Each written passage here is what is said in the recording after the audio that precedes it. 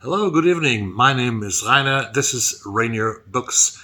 It is Thursday the 12th of January, and I think I do my first TBR tonight because I have some books here, a pile of books from the Stockholm City Library, and 3 other books, and these are 8 all in all, and I want to read some of them in the next couple of weeks.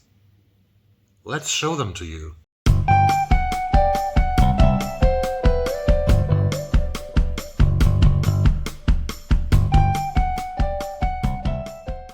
As I said, I have 5 books from the Stockholm City Library, and I also said in my reading goals a couple of days earlier that I want to read more from the library. I have such a great library in Stockholm. Reminder, one of the questions that people have asked me in my questions and answers due to 1,000 subscribers to the channel was actually about the library system in Stockholm. I'm going to do a very good answer on that, but I can also reveal that we have a very good library system in Sweden already now, but I want to tell more about that in that Q&A video. So I have 5 books here from the Stockholm City Library, and I want to show them to you because these are books that I want to read, and maybe I will DNF some of them because, as you know, reading goals, I want to DNF more and more consequently because time is limited. We only have so much time to read books. Let's start now with a pile here. Today, actually, I was in the library and picked up one reservation that I made a couple of weeks ago, and I think I'm the first person in Stockholm, the first person ever here in Stockholm to borrow this book. It's a beautiful edition, actually. I don't know so much about it, otherwise than I was interested in the blurb when I read about it. It's by the young Chinese author, Zhang Yueran, translated from the Chinese by Jeremy Tiang, and it was published by World Editions in New York, London, and Amsterdam in 2022. The book was published in 2015 in China, then translated and published in 2022. And this is called Cocoon by Zhang Yueran. Look at this beautiful edition and that beautiful cover. I love it. And it's also here with a beautiful picture of the author, who is, I think, in her early 40s. And they took a lot of care for this book. They write about almost everything, about the design of the cover. And this is made with a lot of love by a smaller publisher and also with a translator's note. But what is it about? Actually, it was not done in 2015 in China. It was published in 2018 in China. Correction here. The blurb says, Chen Gong and Li Jiaqi go way back. Both hailing from dysfunctional families, they grew up together in a Chinese provincial capital in the 1980s. Now, many years later, the childhood friends reunite and discover how much they still have in common. Both have always been determined to follow the tracks of their grandparents' generation to the heart of a mystery that perhaps should have stayed buried. What exactly happened during that rainy night in 1967 in the abandoned water tower? Zhang Yueran's layered and hypnotic prose reveals much about the unshakable power of friendship and the existence of hope. Here is hers as a unique, fresh voice representing a new generation of important young writers from China, shedding a different light on the country's recent past. And I think that's what caught me, what caught my interest, because this is a novel by a younger Chinese author and also by an author who is writing about the younger Chinese history. And we have to learn a lot more about China. I also have some nonfiction books behind me, which I haven't read yet, which I hopefully get to when time is there. The next book comes also from Asia, from an Asian author, and I read 2 of his books. I should have read more. I will read more, I guess. This is the 3rd book. It's a nonfiction one that was published even so in 2022, like Cocoon, and it was also written a lot earlier, I think in 2015, this time I'm right. This is called Novelist as a Vocation by Haruki Murakami, and it was translated from the Japanese by Philip Gabriel and Ted Goosen and published by Harvill Secker in London. This is Murakami. They have sort of branded these kind of covers. They all look the same now, the Murakami books. Murakami, one of the most famous authors in the world, I would say. Every year almost, he is one of the favorites to win the Nobel Prize for Literature. And in this book, Novelist as a Vocation, he wrote a couple of essays about writing novels. And I'm currently reading the first one, which is called Are Novelists Broad-Minded? And in typical Murakami language, which is sometimes very beautifully chatty language, which is easy to read, Murakami says that everybody can write a novel. That's not a problem. But becoming a novelist, like he is, becoming a novelist who writes 4 or 5, 6, 7, 8, 9, 10 novels and can live from that, is very, very rare. But a lot of people, everybody has a first novel to write, but then it gets difficult. That's what I got from the first essay here. Haruki Murakami, Novelist as a Vocation, published in 2022. We're still at the library, aren't we? And I have talked about this next book because I loved Anne Tyler's Redhead by the Side of the Road. This is French Braid by Anne Tyler. It's a novel about an American family from the 1950s onwards to today. In the 1950s, I think Garretts is their name. Yes, the Garretts make a family vacation. They have a family holiday. And during that family holiday happens something which has influenced the life of the family for decades to come. And this is what Anne Tyler is narrating in her latest novel, French Braid. It was also published in 2022 by Chatto and Windus in London. This is number 3 of this pile from the library. And now we get to some crime books. One is nonfiction in Swedish. This is called, by the journalist Lasse Wierup. It's called Gangsterparadiset, så blir Sverige arena för gängkriminalitet, skjutningar och sprängdåd, which means in English, Gangsters Paradise, how Sweden become the arena for gang violence, shootings, and bombs. Published by Forum, the publisher's Forum here in Sweden, and it was published, I think, in 2020. This is the book. Gangsterparadiset. You know, we have a lot of problem with gang crimes and with shootings in Sweden, and I'm really interested in the topic. I'm living in an area where something like that can happen almost each and every day. It doesn't happen each and every day, but it could. So I'm interested in that topic. Then the 5th book, I should have done a video. Everybody, we booktubers, we consume a lot. We don't only consume books. I think we listen a lot to music. A lot of guys of us, a lot of people are listening to music. That's what I'm doing also. And last year, I think in those days between the years, as we say, but it's not true because there are no days between the years, because the days after Christmas and before New Year's Eve belong to the old year, and the first days of the new year belong to the new year. So this is rubbish, actually. Like we say in Sweden and in Germany, we are talking about the days between the years, but there are no days between the years. Okay, I watched a series on HBO, which I highly recommend to you. It's called Tokyo Vice. You know that I'm very interested in Japan, in Korea. These 2 countries, I have visited Japan, I haven't visited Korea, it's on my bucket list, but I'm very much Japanish sort of orientated. Since I've been there, I really love that country. It's so fascinating with so much mystery and so much things that we don't understand that we want to get more, want to grip more of, and Japanese culture and stuff like that. It's super interesting. And I saw this, I knew that this book existed, but now when I saw the television show, Tokyo Vice, first season, there will be a second season, I was really fascinated by this American reporter. His name is Jake Adelstein. He comes to Tokyo in the beginning of 2002 or something, and he studies Japanese, and he is becoming a writer at one of Japan's biggest newspapers, Yomiuri Shimbun, the Yomiuri Shimbun, and he actually gets the job as a to follow the crime beat, a job that Michael Connelly has done in Los Angeles for the Los Angeles Times. Jake Adelstein, the guy from a small town in Missouri, USA, He gets to Japan, learns Japanese, speaks it fluently, becomes a reporter, the first foreign reporter ever on this Japanese newspaper. That's huge because the language, that I can tell you, is really difficult. Not only the alphabets, they have 3 alphabets, not 1, not 2, but 3 alphabets that they use. They don't separate, they don't have gaps between words, so they write everything like in one text without gaps between. These are 2 of the few things I know about the Japanese language.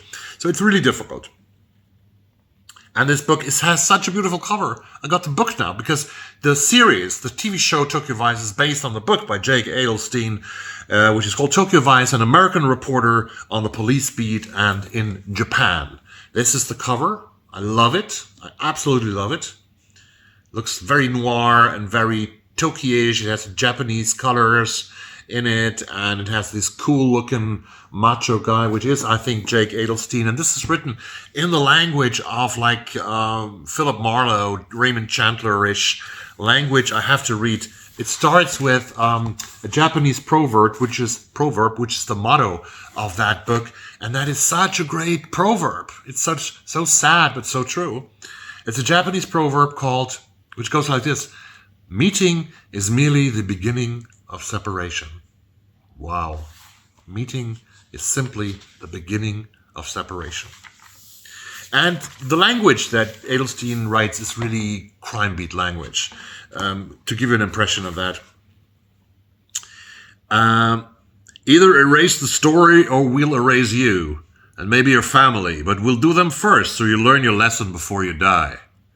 The well-dressed enforcer spoke very slowly, the way people speak to idiots or children, or the way Japanese sometimes speak to clueless foreigners.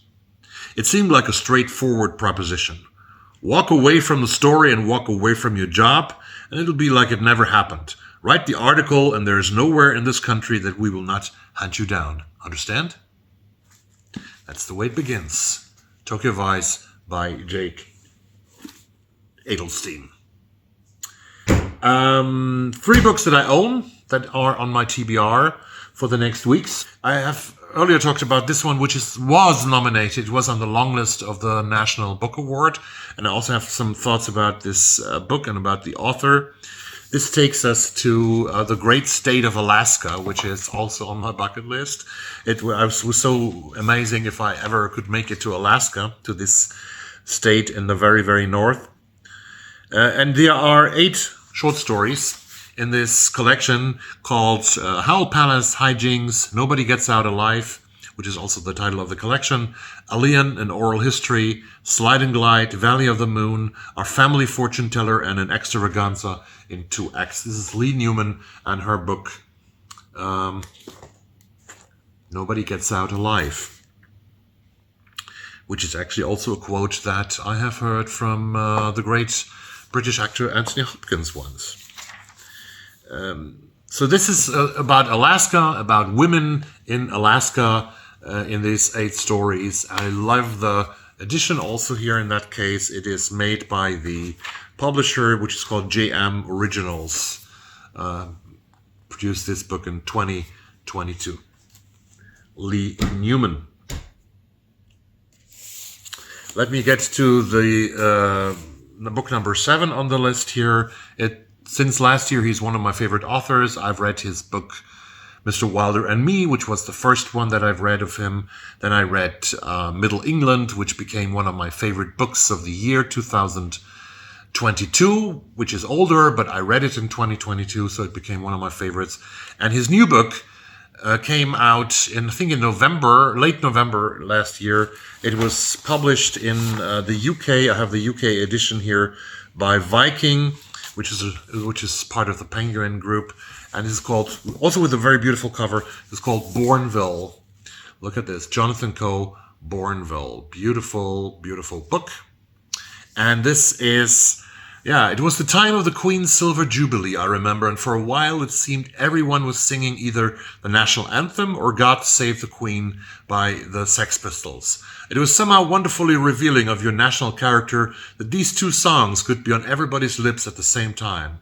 I felt there was an energy and inventiveness in Britain that you didn't encounter anywhere else in Europe, and all done without self-importance, with this extraordinary irony that is so unique to the Brits. And now this same generation is doing what?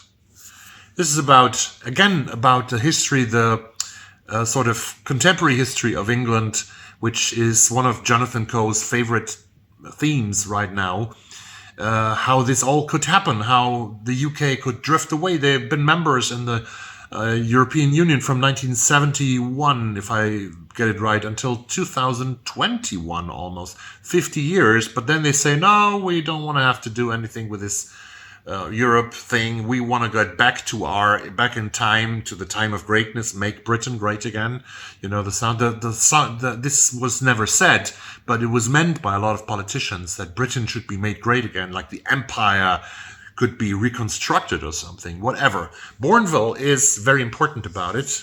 Bournville is a very important place in Britain because it's the place where the Cadbury chocolate is made. That's the chocolate factory actually is in Bournville, and Bournville was sort of built, as I understood, by the people who are behind this factory, for the workers. And this is one of the symbols of England, is this very famous chocolate that you can even buy in the United States, I believe. So this is the story again of people, of a family, but circle around events in recent English history, I think from the 1950s. With jumps back and forth in time. Jonathan Coe is number 7. I cannot imagine to DNF this one. And I cannot imagine to DNF the next and the last book on my TBR list that I just have made. He's one of my favorite, if not my favorite, crime writer. I have to say, unfortunately, he's my favorite living crime writer, because I had 2 favorite living crime writers, and these were Michael Connelly and Peter Robinson. Peter Robinson died last year, much too early. I think he was 70 years old or something. And this book is by Michael Connelly. It's his newest novel with Detective Harry Bosch that became his most important and most famous character. This is Michael Connelly's new novel called Desert Star. And in this book, he brings his 2 characters together again. Harry Bosch, the aging former inspector. He's now a retiree, but he always gets, sort of drawn back to the job of investigating crimes and murders. In this case, Renee Ballard, the female Los Angeles cop, brings him back to a case that he investigated 15-20 years ago. Renee Ballard gets away from The Late Show. The Late Show was the first novel with the character Renee Ballard, and this takes us from The Late Show, which is a shift that police does in Los Angeles at night. When, for example, a murder is being discovered, The Late Show is getting there and doing the first sort of interviews, doing the first sort of protocols, and writing things down for the day shift that takes over the cases from The Late Show. And Renee Ballard has worked on The Late Show a couple of years, a couple of novels, but now she is in the Cold Cases unit, and she works together with Harry Bosch. And I'm very interested, of course, in reading this one. Will be a beautiful reading. Look at the list of novels that Connelly has published. It's incredible. And these are only the first... So these are 36 novels. It's the 37th novel by Michael Connelly. That's incredible. Incredible is that he's actually producing good stuff. Really very good, entertaining stuff, and very good plots, and sort of beat to his novels that makes them very well readable. Police procedural novels. What would you do if you knew who did it? Yeah, others you can't forgive. It says here, I give you the blurb. Detective Renee Ballard is given the chance of a lifetime. Revive the LAPD's cold case unit and find justice for the families of the forgotten. The only catch is they must first crack the unsolved murder of the sister of the city councilman who is sponsoring the department, or lose everything. Harry Bosch is top of the list of investigators Ballard wants to recruit. The former homicide detective is a living legend, but for how long? Because Bosch has his own agenda a crime that has haunted him for years, the murder of a whole family buried out in the desert, which he vowed to close. With the killer still out there and evidence elusive, Bosch is on a collision course with the choice he hoped never to make. Desert Star by Michael Connelly. And this was my TBR. How does your TBR look like? Drop it in the comments down below. See you soon. Wait, I'm traveling to London on Saturday, and, well, maybe things happen there, bookish things, I don't know, but be prepared for some London footage soon. Thanks very much for watching the video, and have a good night. Bye.